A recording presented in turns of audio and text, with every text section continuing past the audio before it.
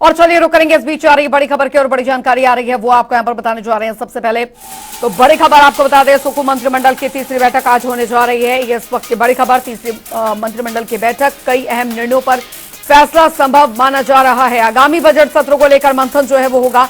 बड़ी खबर आपको बता रहे हैं, कांग्रेस की 10 गारंटियों पर चर्चा होगी।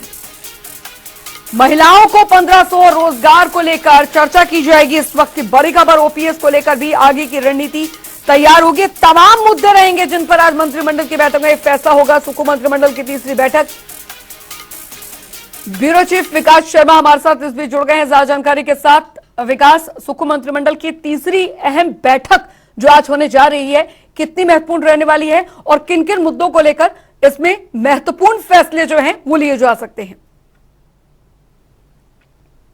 बिल्कुल, देखिए, और हर किसी की नज़र इसी बैठक के ऊपर टिकी है, क्योंकि ये माना जा रहा है कि कई मायनों में अहम जो है ये बैठक रहने वाली है। सबसे पहले तो कांग्रेस अपनी गारंटियों को लेकर जो है वो चर्चा इस पूरी बैठक में कर सकती है, क्योंकि 2 कैबिनेट सब कमेटियां जो है वो बनाई गई हैं। आज दोनों ही सब कमेटियां, जिनमें पहली जो रोजगार के अवसर दिए जाने हैं, रोजगार में 1 साल में 1 लाख युवाओं को रोजगार जो है हिमाचल प्रदेश में देने का लक्ष्य सुक्खू सरकार ने यहाँ पर रखा है। ऐसे में अगले 5 साल में अगर हम देखें तो 5 साल में 5 लाख युवाओं को नौकरियां जो है वो देने का लक्ष्य यहाँ पर रखा गया है, और ये कांग्रेस की गारंटी में भी है। दूसरा, महिलाओं को 1500 रुपए किस तरह से दिए जा सकते हैं, इसको लेकर भी कैबिनेट सब कमेटी जो है कई दौर की बैठकें कर चुकी है। तो आज विस्तृत रिपोर्ट जो है वो अपनी सौंपी जा सकती है। आंकड़ा ये कहता है कि 10 लाख से ऊपर ऐसी महिलाएं हैं जिनको ये 1500 रुपए जो है वो दिए जाने हैं, जिनको कैटेगराइज करके जो है वो कैबिनेट सब कमेटी ने अपने उसमें रख रखा है। तो ऐसे में अब चयनित जिनको किया गया है, जो लाभार्थी इसमें होंगे, उनका आज जो है वो फैसला होगा और इसी बाबत जो है वो चर्चा निश्चित रूप से आज हो सकती है। तो 2 ये कैबिनेट की सब कमेटियां आज अपनी अपनी रिपोर्ट सौंप सकती हैं। इसके अलावा शिक्षा विभाग, क्योंकि देखिए पूर्व की जो सरकार थी, जयराम सरकार, उनके आखिरी के जो 9 महीने थे उसके अंदर जो संस्थान यहां पर खोले गए थे, उनके ऊपर अब किस तरह से आखिरी फैसला जो है वो यहां पर लिया जा सकता है। शिक्षा विभाग को पहले ही ये कहा गया था कि आप विस्तृत रिपोर्ट बनाइए कि ऐसे स्कूल, कॉलेज या शिक्षण संस्थान जहां पर जो फंक्शनल नहीं है या क्रियाशील है, तो कितना जो है संभवतः उनको जो है वो आगे रखा जा सकता है, आगे चलाया जा सकता है। इसके अलावा जो उनके अंदर स्ट्रेंथ है, यानी जो छात्र हैं कितने उसके अंदर दाखिले हैं। हमारी जानकारी के अनुसार ऐसे बहुत से जो कॉलेज हैं या स्कूल हैं, कॉलेज है खास करके, जो जिनके अंदर ना के बराबर जो है वो दाखिले हुए हैं। तो ऐसे में अगर वहां छात्र छात्राएं नहीं हैं तो उनको चलाने का क्या औचित्य है, इस पर बड़ा सवालिया निशान जो है वो सुक्खू सरकार ने यहां पर खड़ा किया था। आखिरी दौर में आज ये देखा जा सकता है कि कैबिनेट में इसको लेकर चर्चा जरूर हो सकती है। प्रेजेंटेशन जो है वो शिक्षा विभाग की तरफ से दी जा सकती है, ऐसा सूत्रों के हवाले से खबर है। और इसके ऊपर से निश्चित रूप से आज कोई बड़ा फैसला आ सकता है कि क्या वो 380 शिक्षण संस्थान जो है, जिनमें स्कूल है, कॉलेज है, अन्य शिक्षण संस्थान है, उनके ऊपर आज कोई आखिरी फैसला सुक्खू सरकार यहां पर चर्चा के बाद ले सकती है। इसके अलावा पूर्व की सरकार में एनटीटी यानी कि प्री प्राइमरी जो टीचर्स थे, उनके ऊपर किस तरह से अब आगे आने वाले समय में जो है वो फैसला लिया जा सकता है, इसके ऊपर विस्तार से चर्चा हो सकती है। और जो पहली विधायक दल की बैठक हुई थी सत्ता में आने के बाद, जब कांग्रेस की सरकार यहां पर बनी थी, उसके बाद जो पहली विधायक दल की बैठक हुई थी, उसमें यही फैसला लिया गया था कि पूर्व की सरकार के खोले गए जो भी कामकाज थे, सब चीजों को निरस्त यहां पर कर दिया गया था। और आज उसके ऊपर शिक्षण संस्थान के ऊपर खास तौर पर जो है वो फैसला आज निश्चित रूप यहां पर लिया जा सकता है। एनटीटी के ऊपर भी फैसला जो है वो आज हो सकता है कि क्या इन टीचरों की भर्तियां जो है वो अब यहां पर की जाए।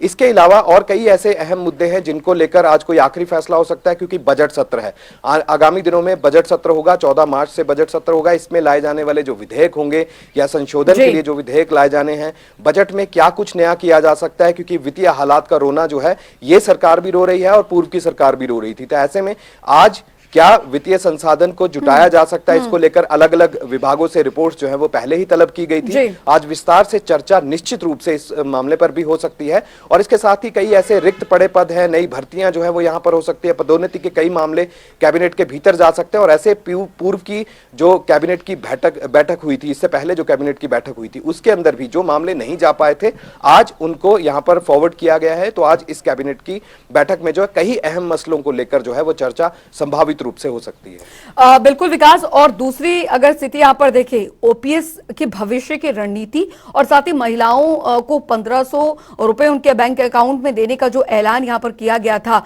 उसको लेकर भी चर्चा यहां पर मानी जा रही है। संभव कि आज इस मीटिंग में इसको लेकर चर्चा होगी।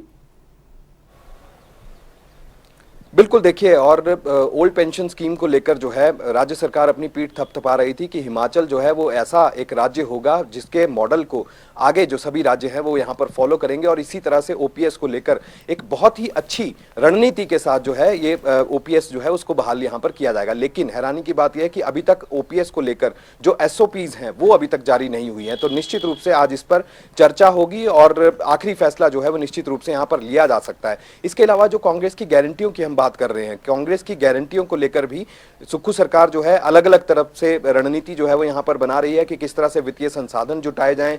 आर्थिक रूप से अगर सशक्त हिमाचल प्रदेश होता है तो निश्चित रूप से एक बड़े संसाधन जो है वो यहाँ पर बन सकते हैं, और ऐसे में जो कांग्रेस की जो गारंटीज हैं उसको धरातल पर उतारा जा सकता है। तो इसके लिए भी अलग अलग मंत्रियों की जिम्मेवारियां तय की गई हैं, और ये कहा जा रहा है कि सब मिलकर जो है कांग्रेस की गारंटियों को जल्द से जल्द पूरा करेंगे। और दूसरी तरफ जो हर्षवर्धन चौहान है जो कि उद्योग मंत्री हैं, उनकी तरफ से भी बीते दिनों बयान आया था। उनका भी ये कहना है क्योंकि कैबिनेट सब कमेटी जो रोजगार के लिए बनाई गई है उसके अंदर उसकी अध्यक्षता जो है वो हर्षवर्धन चौहान कर रहे हैं जो कि उद्योग मंत्री हैं। ऐसे में अब कहां कहां ये संभावनाएं जो बन सकती हैं रोजगार को लेकर, किस तरह से राज्य सरकार जो है वो आगे बढ़ेगी, ये देखना होगा। कैबिनेट की मीटिंग में ये अहम मसले जो हैं वो आज जाने वाले हैं। इसके साथ ही कांग्रेस की जो बाकी गारंटियां रह गई हैं, क्या उन्हें अब आगे आगामी जो बजट सत्र है उस बजट सत्र में जो है ये चीजें देखने के लिए मिलेंगी, क्योंकि मुख्यमंत्री पहले ही कई तरह के संकेत यहां पर दे चुके हैं। मुख्यमंत्री का साफ तौर पर कहना है कि ये बजट जो है वो आम बजट नहीं होगा, वैसा बजट नहीं होगा जैसे पहले की सरकारें जो है वो बजट पेश करती रही हैं। इसमें बहुत कुछ नया देखने के लिए मिलेगा। अब क्या लोगों के अंदर भी ये उत्सुकता है कि मुख्यमंत्री बार बार जब ये बात कह रहे हैं तो क्या बजट में कुछ नया देखने के लिए मिलेगा। लेकिन एक बात समझने की बिल्कुल जरूर है, वो ये है कि जो वित्तीय संसाधन है, आर्थिक हालात है हिमाचल प्रदेश के, वो बेहतर नहीं है। लिहाजा बजट किस तरह का होगा, क्या जो अब सरकार है, मौजूदा सरकार है, पिछले 3 महीने में, क्योंकि विपक्ष लगातार निशाना साधता रहा है, विपक्ष कह रहा है कि लगातार लोन जो है उसको लिया जा रहा है, लोन जो है वो बढ़ता जा रहा है, कर्ज के जो ये बोझ है, क्या इन सब चीजों के बीच अब बजट जो है वो कैसा रहने वाला है, हर किसी की नजर इस पे रहेगी। लिहाजा कैबिनेट की बैठक में आज कई अहम मसलों पर लेकर जो है आज चर्चा संभावित रूप से हो सकती है। आप नजर में रखिए, हम आपसे आगे भी अपडेट लेते रहेंगे। बहुत बहुत शुक्रिया विकास शर्मा इस तमाम जानकारी के लिए। वक्त एक और बड़ी जानकारी आ रही है, वो आपको बताने जा रहे हैं। बड़ी खबर, धर्मशाला से 3 महीने में तेजी से गिरा कांग्रेस का ग्राफ। इस वक्त की बड़ी खबर आपको यहां पर बता रहे, कांग्रेस सरकार का 3 महीने का कार्यकाल पूरा हो चुका है। तो बड़ी खबर, हम लोकतंत्र में विश्वास रखते हैं, इस बात का जिक्र किया गया है। बड़ी खबर आ रही, हिमाचल के हित में काम नहीं कर रही सरकार, ये आरोप लगाया गया है। तो बड़ी खबर, पूर्व मुख्यमंत्री जयराम ठाकुर का बयान, कांग्रेस से बड़ी खबर। तो कांग्रेस सरकार में नहीं क्षेत्रीय संतुलन, इस बात का जिक्र यहां पर किया गया है। 3 महीने में तेजी से गिरा कांग्रेस का ग्राफ। नेता प्रतिपक्ष का सरकार पर हमला, कांग्रेस सरकार का 3 महीने का कार्यकाल पूरा हुआ है, हम लोकतंत्र में विश्वास रखते हैं, हिमाचल के हित में काम नहीं कर रही है सरकार। मौजूदा सरकार हिमाचल के हित में काम नहीं कर रही है, ये कहना है नेता प्रतिपक्ष जयराम ठाकुर का।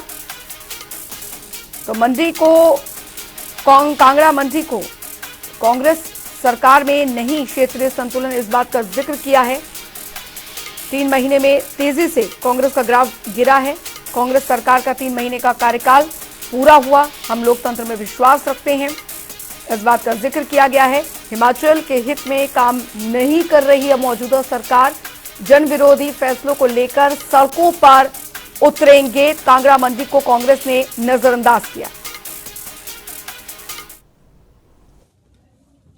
लेकिन वर्तमान में कांग्रेस पार्टी की सरकार का लगभग 3 महीने का कार्यकाल पूरा होने जा रहा है, और मैं इस बात को कह सकता हूं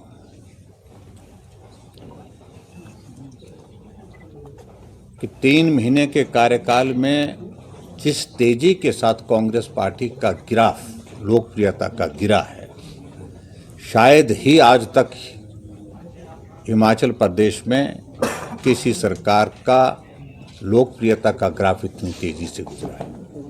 हम लोकतंत्र में विश्वास करते हैं और लोकतांत्रिक व्यवस्था के अनुरूप हमारी मान्यता है।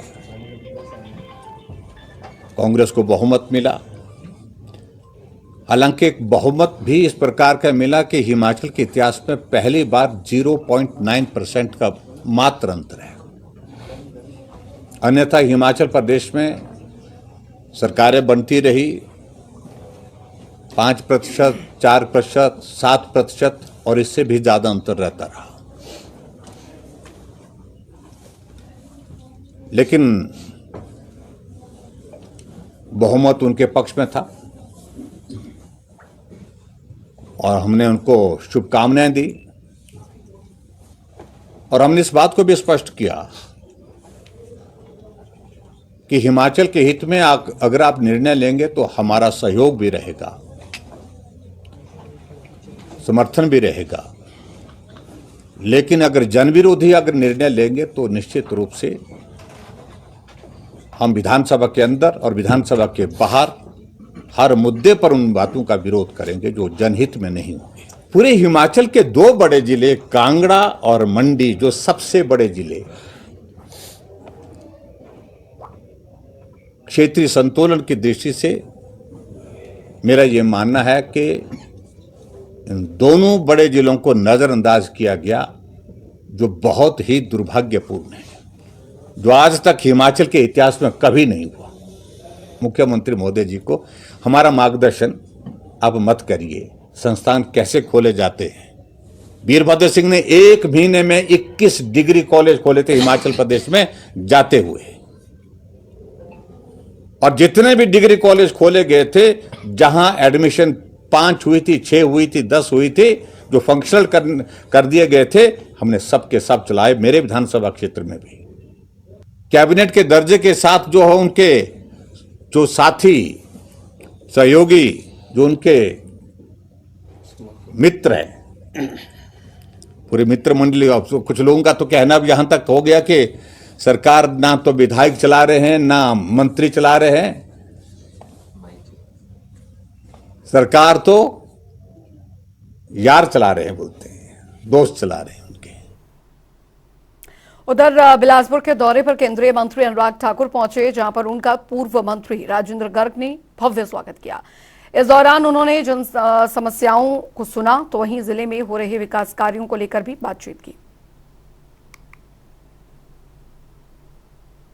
कल जहां धर्मशाला में कांगड़ा लोकसभा क्षेत्र और जो एरिया हमीरपुर संसदीय क्षेत्र का आता है उसको लेकर दिशा कमेटी की बैठक हुई। आज बिलासपुर में दिशा कमेटी की बैठक होगी, लेकिन उससे पहले कार्यकर्ताओं और आम जनता दोनों के साथ जन समस्याएं सुनने का, समाधान करने का काम किया है। बहुत सारे लोगों ने अपने विकासात्मक कार्यों को लेकर भी चर्चा की, कैसे क्षेत्र में किया जा सकता है।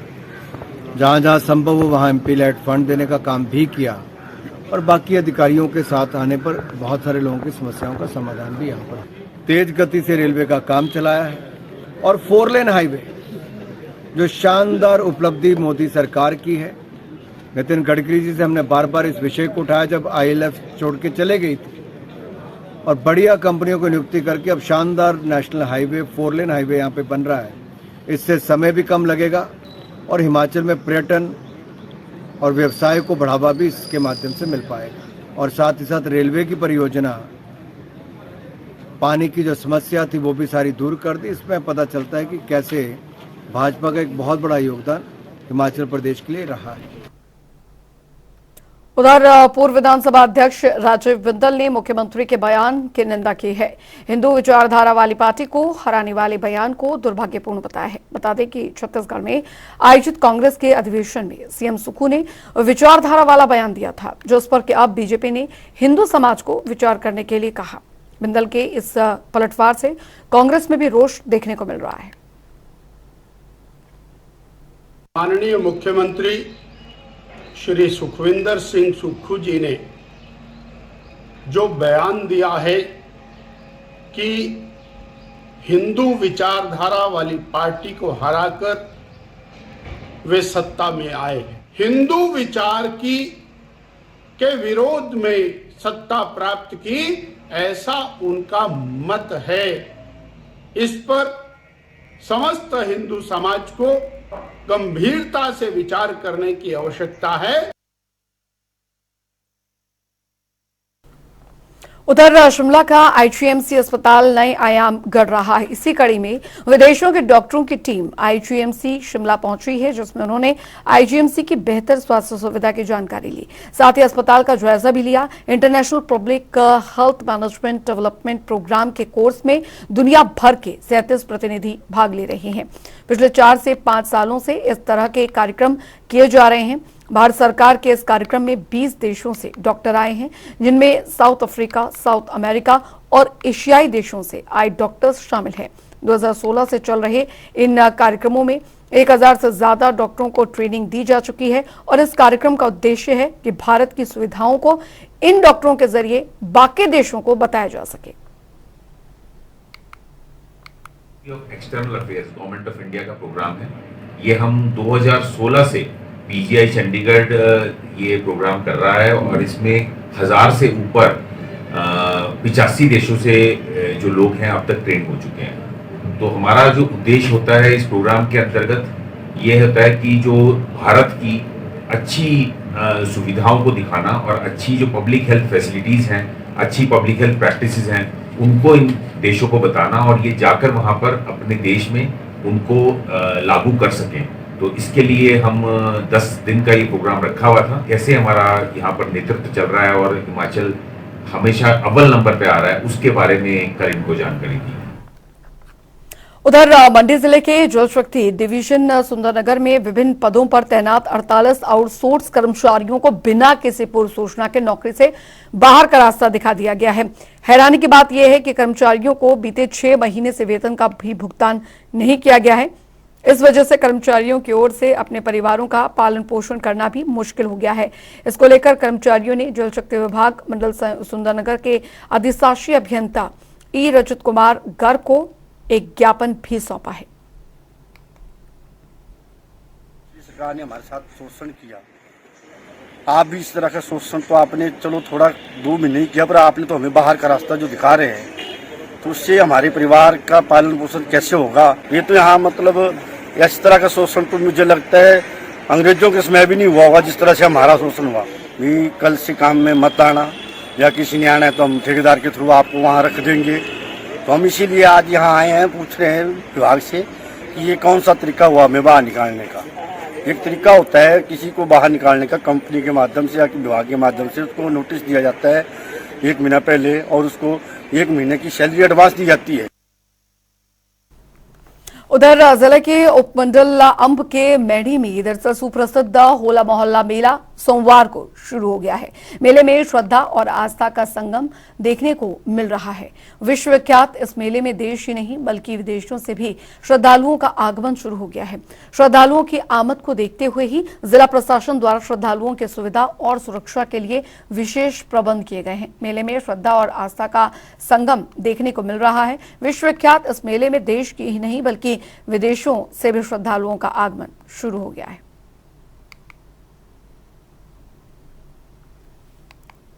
उधर मंडी में कम्युनिस्ट पार्टी मार्क्सवादी इकाई ने केंद्रीय कमेटी के आह्वान पर सेरी चांदनी में धरना प्रदर्शन किया। धरना प्रदर्शन के दौरान सीटू ने केंद्र सरकार के खिलाफ जमकर नारेबाजी की। वहीं केंद्र सरकार पर कई आरोप भी लगाए। सीटू का कहना है कि जब से देश में भाजपा की सरकार बनी है तब से देश में बेरोजगारी, गरीबी, असमानता और जनता पर रोजी रोटी पर हमले लगातार हो रहे हैं।